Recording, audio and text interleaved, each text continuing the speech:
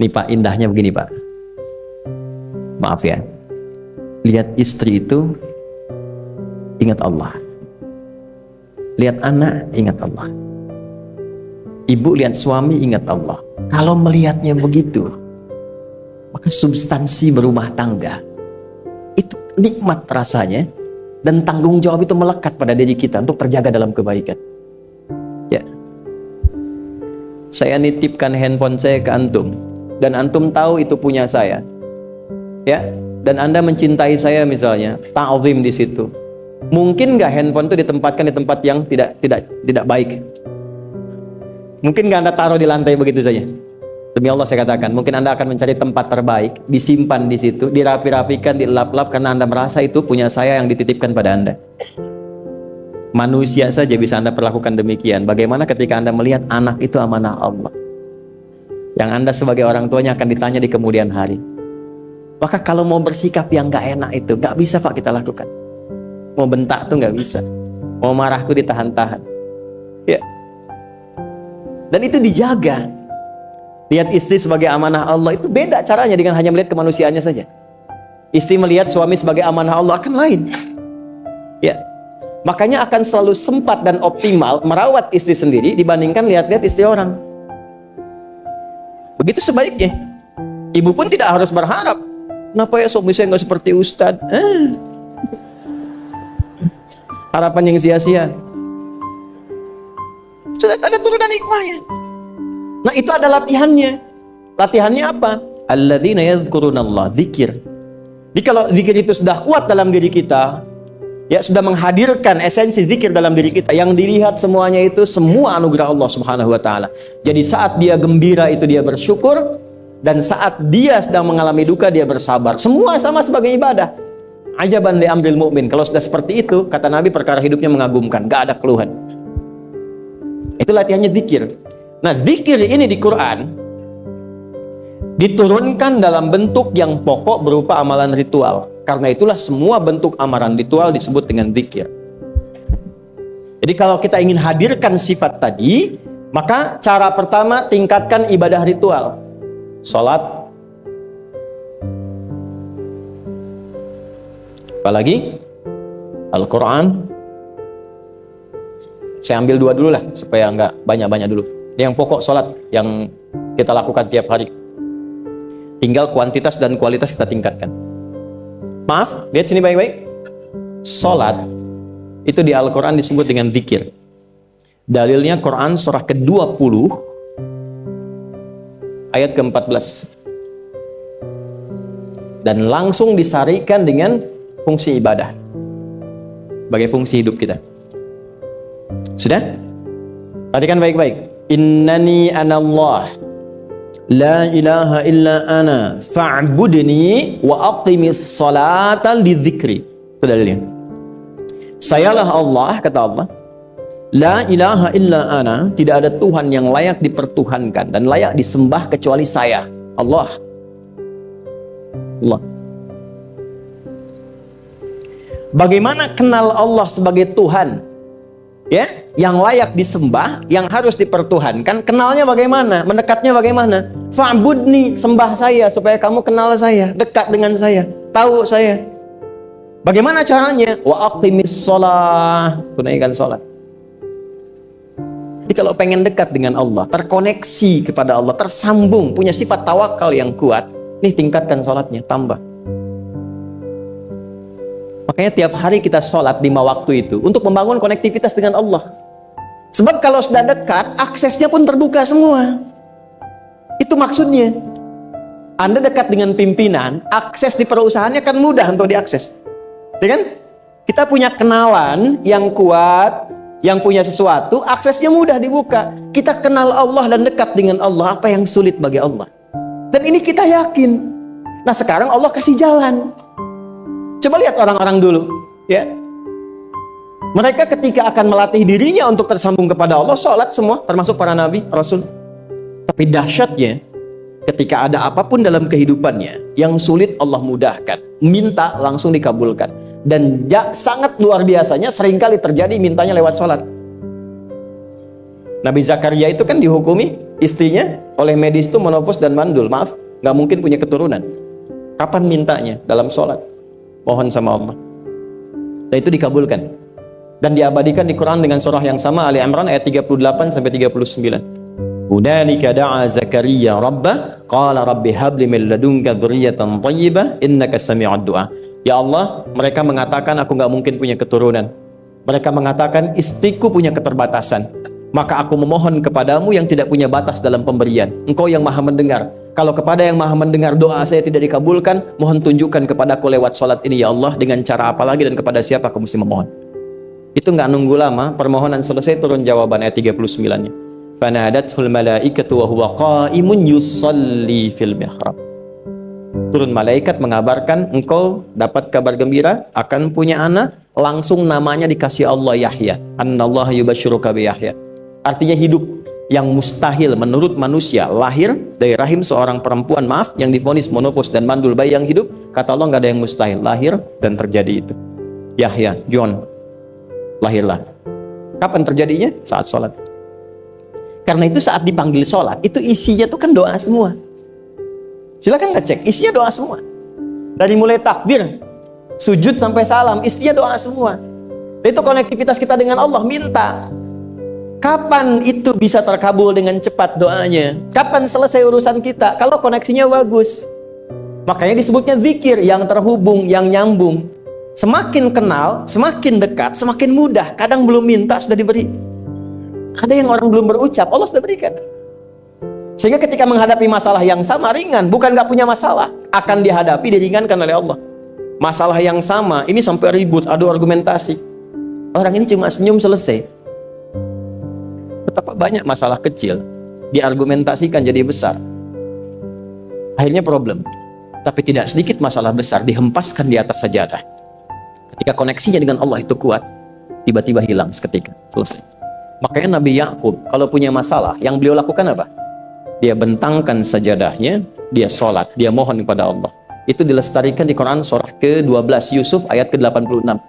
Aku tuh kalau sedang punya masalah apapun, ya aku bangun konektivitas dengan Allah. Innama ashku bathi wa huzni ilallah.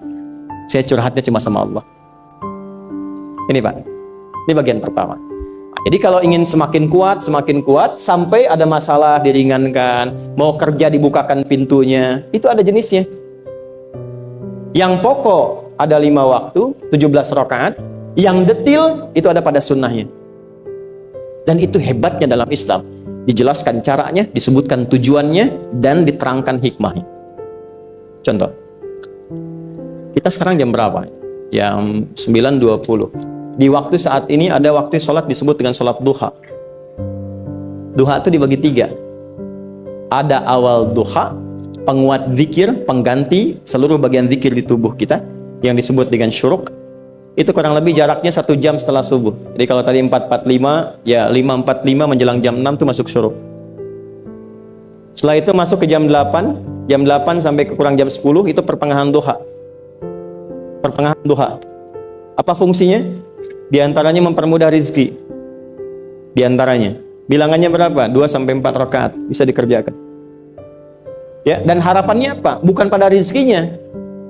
Ya, jadi jangan sampai motifnya cuma sekedar keduniawi, kurang tepat. Kenalkan kepada Allah, nanti biarkan janji yang disampaikan oleh lisan Rasulullah itu terjadi. Jangan pada rizkinya, ini terbatas, cuma sampai situ. Tapi kalau kita minta sama Allah, dikasih jalannya itu dari sisi yang tidak kita duga. Anda berhitung, Allah kasih hitungan. Anda tak berhitung, Allah kasih apa yang tidak pernah Anda hitung sebelumnya. Itu poinnya. Maka lakukan sholat, dekati, itu yang disebut sholat duha. 2 rakaat, tambah lagi 2, untuk kenal Allah. Kalau sudah merasakan dekat, sudah nyaman, sudah enak, muncullah kemudian kesan dalam hati. Terserah Allah mau kasih berapa. Yang penting sudah enak, sudah damai. Di titik itulah kemudian Allah limpahkan dari apa yang nggak pernah kita duga sebelumnya. Tiba-tiba keluar, kok ada telepon, dapat proyek, dapat macam-macam. Tapi tujuan sholatnya bukan untuk proyeknya. Buat kenal Allah, ulul albab ini. Kalau cuma pengen lancar, baru serabutnya. Kalau cuma pengen lulus proyek, itu baru daging luarnya. Ulul albab itu kenal Allahnya, sehingga dia tahu akses intinya tuh itu. Itu poinnya. Dan gak mahal. Emang kalau sholat duha di Anur bayar Pak? Pakai biaya. Baiknya luar biasa. Sudah? Satu. Kalau mau lagi misalnya, ini yang paling dahsyat nih. Dibimbing kita sampai ke posisi terbaik di apapun itu. Jadi ayah terbaik, ibu terbaik. Ya, jadi karyawan strategis, di militer terbaik. Terbaik tuh gini, di tempat terbaik yang memuliakan tuh makom namanya. Makanya kuburan sering disebut makam kan? Ya kan?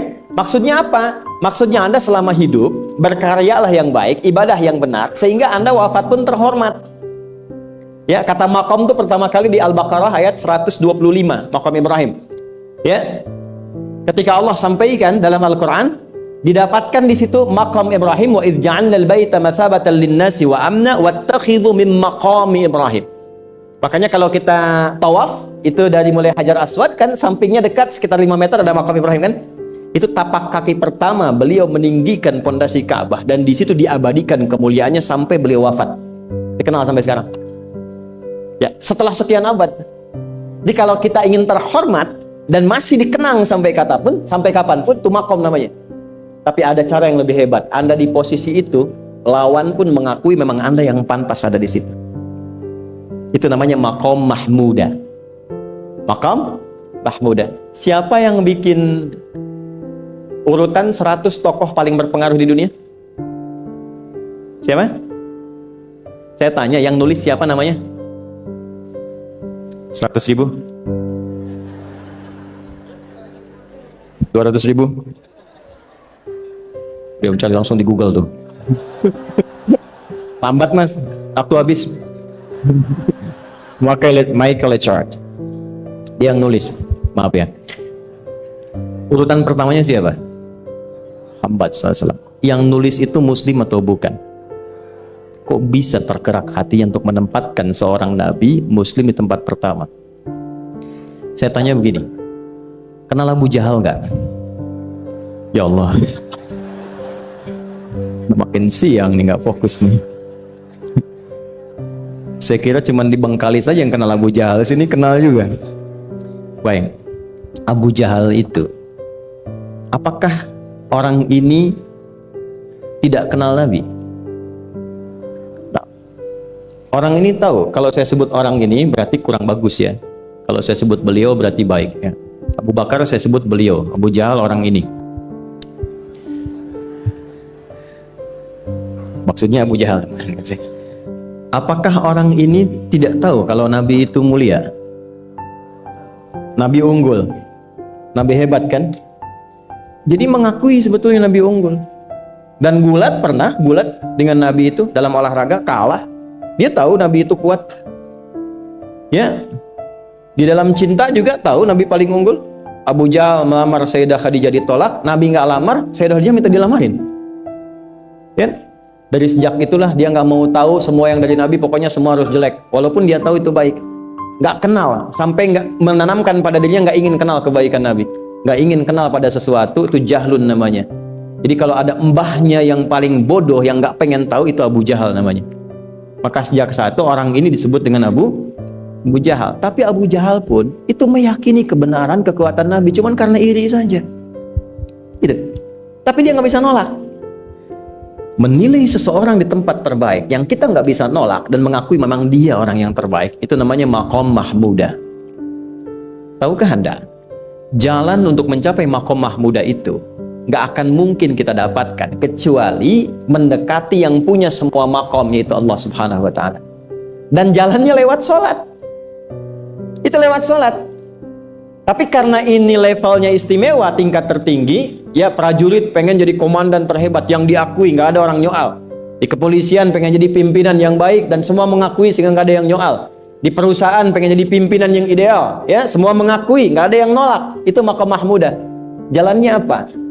Ternyata nggak pakai uang, nggak pakai koneksi-koneksi yang tidak jelas. Koneksinya dibangun dengan Allah sehingga Allah melembutkan hati semua orang itu untuk menetapkan dia yang terbaik. Sholat. Karena levelnya tinggi, dinaikkan dari sekedar sholat fardu, ditempatkan di waktu yang tidak biasa, butuh pengorbanan, butuh perjuangan, namanya tahajud. Turunlah Quran surah ke-17 ayat 79 sampai 81 itu. Quran surah 17 ayat 79 sampai 81. Ini poinnya. Wa minal laili fatahajjad bihi nafilatan laka asa ayyab'atsaka rabbuka maqaman. Ini kan terjadi keanehan kan, ironinya. Anda pengen sukses, pengen tertinggi, Anda tahu Allah penentunya, Anda tahu Allah yang punya rizki, Allah punya kekuasaan, tapi Anda nggak mendekati Allah. Terus yang dipakai cara-cara salah, kenapa harus korupsi? Kenapa harus nyogok? Kalau SK-nya nggak Allah tetapkan, nggak akan turun juga.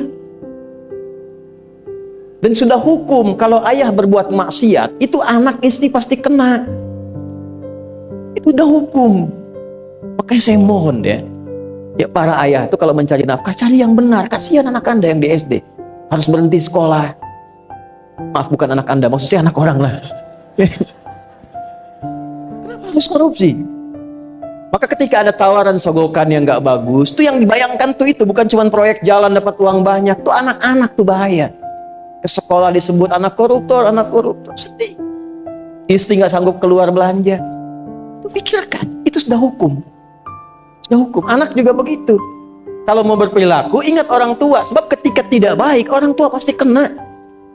Anak di sekolah berantem, yang dipanggil siapa? Tuanya. Itu selalu terikat. Di rumah tangga itu selalu begitu. Karena nafas itu terikat. Semua saling mengikat. Babnya itu jelas. Nah, balik ke sini. Kalau ingin tingkat yang tertinggi, dekati pemiliknya Allah. Ini. Makanya tuh harus punya itu. Itu ringan kalau sudah punya itu tuh Allah. Saya punya Allah. Kita mau apa? Takut hidup. Nabi ditodong pakai pedang. Siapa yang menyelamatkan Muhammad sekarang? Ringan Nabi jawab, Allah. Jatuh pedang. Dibalik, kamu siapa yang menyelamatkan kamu? Bingung. Dan punya Allah itu luar biasa. Nah, ini yang harus tanamkan pada jiwa. Punya Allah sebagai Tuhan. Kalau sudah dekat, kenal, baik dengan itu, akses mudah semua. Dan yang paling indah itu apa? Menerima apa yang Allah tetapkan. Hari ini nggak dapat, alhamdulillah. Saya masih dikasih jalan. Alhamdulillah, besok belum dapat. Ada akumulasi, paham? Paham. Nah, itu nggak mungkin bisa dapat rasa itu. Salah satunya, ikhtiarnya apa? Nih, tahajud. Dan hebatnya, kenapa sholatnya disebut tahajud? Tidak disebut sholat hajat. Ada hajat, ada tahajud, beda. Hajatun, hajada, hajadun, ada tahajjada ya tahajjud, tahajud, beda. Tahajud, di situ aja. Ini sengaja nggak saya hapus nih. Mana staf saya? Oh, foto nih ya. Saya hafal insya Allah. Tahajud. Asalnya dari kata hajada, gini, ha, jim, dal. Ditambah ta di depannya, lalu ada tasydid sebelum akhirnya. Nih. Ini akarnya 3 huruf, ha, jim, dal. Hajada itu asalnya bangun dari tidur malam. Tidur dulu, lalu bangun setelah itu. Itu hajada. Pelan-pelan. Paham sampai sini? Kita teruskan. Kalau kita ingin berusaha untuk bangun, mengoptimalkan diri untuk bangun, maka tambahkan tak di depannya. Berusaha untuk mendapatkan atau mencapai sesuatu. Kalau yang kita akan lakukan itu tidak mudah, nggak gampang bangunnya, sehingga butuh rencana, butuh persiapan, ya kan? Maka tambahkan tasydid sebelum huruf akhirnya. Dari kata syiddah, apa yang mau dikerjakan ini nggak mudah. Memang pengen bangun itu jam 3. Tapi kan nggak tiba-tiba ujuk-ujuk bangun jam 3, belum tentu. Ya kan? Kita harus rencanakan dulu supaya bisa bangun. Saat bangun tuh siap, bukan cuma bangun. Bangun jam 3, salatnya 4:30, ya kan jauh. Maka untuk bangun jam 3 itu butuh persiapan, nih syiddah. Maka rencanakan. Pasang alarm 3 kali. Misal yang ikhtiarnya jam 2, jam 2.15, jam 2.30. Alarm jam 2 untuk mematikan alarm yang kedua. Gitu kan? Yakin saya Anda kalau pasang alarm malam tuh nggak satu, yakin? bangun, ceklek, mati. Minimal ingat akan ada alarm berikutnya kan? Mata. Allah itu sudah tahu modus-modus kita itu. Karena alim maha mengetahui. Detailnya kan kita lakukan kan Allah sudah tahu. Alarm yang kedua, membangun kesadaran paripurna. Peringatan kedua. Kalau pengen bangun, enggak tertidur. Maka ketika sampai pada alarm ketiga, sudah sadar kita. Oh. Bapak Bu, alhamdulillah. Lebih baik telat daripada enggak sama sekali. Bangun. Ini. Kalau kita tarik ke implementasi hidup, pengen level tertinggi itu butuh perjuangan. Latihan dulu, kan? Menguras fisik, energi, tenaga, biaya, hasilnya indah. Tapi ada jalan cepat untuk mendapatkan itu. Nih aksesnya, bangun kepada Allah. Gitu. Kalau kita tingkatkan ini, itu luar biasa. Jadi itu. Jadi. Nah, kalau ini terus ditingkatkan, terus tingkatkan, nanti membangun value yang terasa. Ada nilai-nilai yang terasakan, kita merasa lebih dekat dengan Allah. Yang biasanya tadi dipanggil azan baru ingat sekarang, baru selesai subuh udah ingat isya. Nanti isya bagaimana? Gitu kan, urutkan. Tapi tetap zuhur juga, zuhur, asar, maghrib, isya. Waktunya kenal, jam berapa. Bahkan dipetakan, saya nanti akan ke sini, masjid yang terdekat di situ. Jadi lihat peta itu, ya, lihat peta jalan, saya nggak sebut nama supaya nggak endorse. Itu lihat peta jalan, itu dia petakan, saya akan sampai di situ jam berapa, durasinya berapa, masjidnya di mana. Kalau tertinggal di situ, di sini saya sholat Jumatnya. Sampai ke situ. Nah, value yang membuat kita semakin meningkat dekat dengan Allah itu takwa namanya. Takwa. Disebutkan sebanyak 240 kali dalam Al-Quran. Nah, intinya itu ini nih, jiwa takwanya. Kalau ini sudah ada, Allahu Akbar, silahkan Anda keluarkan semua kata-kata takwa di Quran. Tidak ada kecuali yang indah semuanya. Quran surah 65. 65 itu babnya bab tolak. Surahnya At-Tolak. Tolak itu persoalan terbesar di rumah tangga. Nggak akan bisa terjadi yang demikian itu kalau ada takwa di dalamnya. Nyambung. Kalaupun mesti terjadi, itu spirit takwa mengarahkan pada yang terbaik. Makanya di ayat kedua di ujungnya, sampai ke ayat 3, apa yang terjadi? Di rumah tangga itu kan cuma 2 babnya. Satu masalah dari komunikasi, yang kedua materi. Perhatikan, wa may yattaqillaha yaj'al lahu makhraja wa yarzuqhu min haitsu la. Siapapun yang mampu meningkatkan takwanya kepada Allah, pakai man tuh, setiap personnya. Suami, istri, ayah, ibu, anak, satu keluarga mencoba meningkatkan takwa. Dia tahajud, bangun semua ingatkan.